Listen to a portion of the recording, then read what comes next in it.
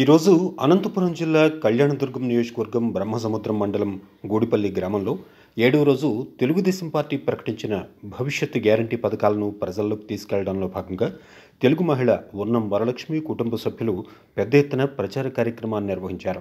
ఈ కార్యక్రమంలో భాగంగా చంద్రబాబు నాయుడు తిరిగి ముఖ్యమంత్రి కావాల్సిన ఆవశ్యకతను వివరిస్తూ మహిళలు ప్రతి ఇంటికి చీర, గాజులు, పసుపు, కుంకుమలు పంపిణీ చేశారు.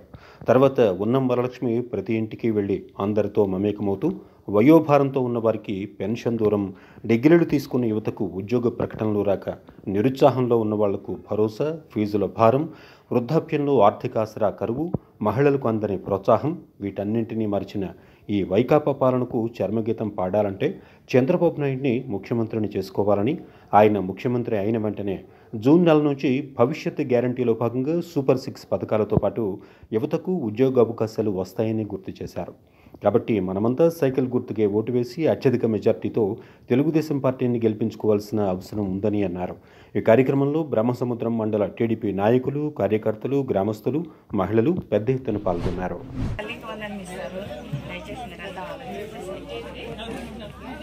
పెన్షన్ చేసింది ఎవరు? చంద్రబాబు సారే ఫస్ట్ అప్పుడు చేసింది కదా. మరి సైకిల్ కోటేయండి. నా పేరు ఉన్నం వరలక్ష్మి. నేను హనుమంతరావు చదువుకోగలక. బాగున్నారు కదా. మా ఈరోజు బాబు ష్యూరిటీ భవిష్యత్తు గ్యారంటీ అనే పథకం మీకు చెప్పడానికి వచ్చాను.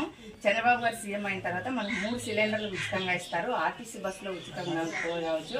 మీ రైతు పొలం ఉంది కదక్క, ఉంది కదా.